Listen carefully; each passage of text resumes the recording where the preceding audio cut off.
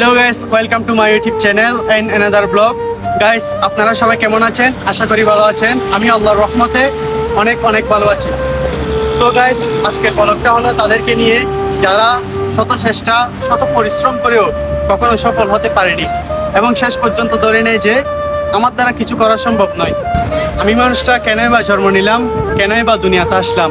আমার চারপাশ অন্ধকার দেওয়ালে ঘেরা, যেদিকে যাই শুধু ব্যর্থতার হতাশা। ঠিক এগুলা চিন্তা করতে করতে শেষ পর্যন্ত হাল ছেড়ে দেয় এবং নিজের উপর থেকে আত্মবিশ্বাস হারিয়ে ফেলে। তাদেরকে নিয়েই আজকের ভিডিওতে আলোচনা করব। সো সবার প্রতি একটাই অনুরোধ, কেউ ভিডিওটা স্কিপ করবেন না, শেষ পর্যন্ত দেখতে থাকুন। আশা করি আমার ভিডিওটা দেখার পর আপনার মনোবল আবারও ফিরে পাবেন।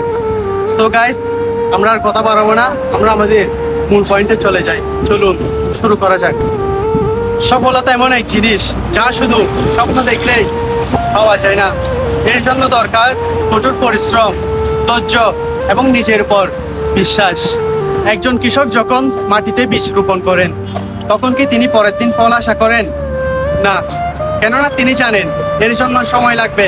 তাই তিনি যত্ন নেন, পানি দেন এবং ধৈর্য ধরে সঠিক সময়ের জন্য অপেক্ষা করেন। ঠিক তেমনি আমাদের স্বপ্নগুলোকেও সময় দিতে হয়।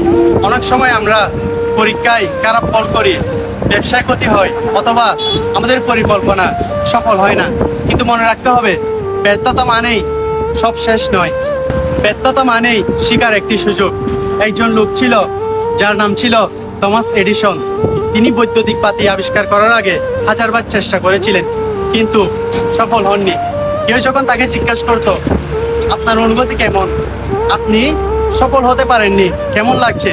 তখন তিনি উত্তর দিতেন, আমি ব্যর্থ হইনি, আমি শুধু এমন হাজারটা উপায় খুঁজে পেয়েছি যা কাজে লাগেনি। তাহলে এখন বুঝেন বিষয়টা কোথায় গিয়ে দাঁড়ালো। এই পৃথিবীতে বড় বড় সফল ব্যক্তিরা কখনো হাল ছাড়েননি, কেননা তারা জানতেন প্রতিটি খারাপ সময়ের পরেই আসে ভালো সময়। তাই আজ যদি তোমার অবস্থা ভালো না হয়, মন খারাপ করিও না, কারণ আজকের সংগ্রামই আগামী দিনের শক্তি তৈরি করে।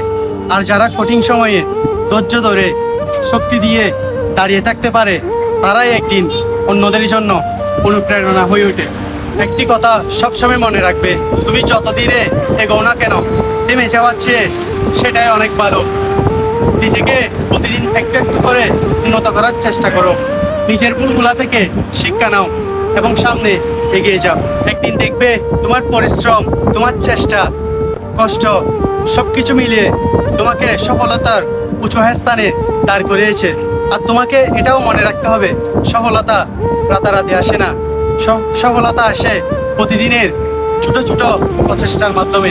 আজ থেকেই নিজেকে একটি প্রতিজ্ঞা দাও, আমি হাল ছাড়বো না, আমি হার মানবো না, আমি নিজের সবটুকু দিয়ে লড়াই করব।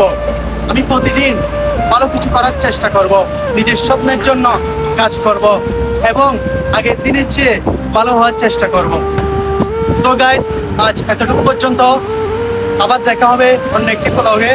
আর এতক্ষণ পর্যন্ত আমি যা বললাম সেখান থেকে অল্প কিছু হলেও শিখে তা বাস্তবায়ন করার চেষ্টা করো। তবে আজ থেকে শুরু করো, কাল নয়। অনেকে বলে আজ না কাল, কাল নয় পরশু।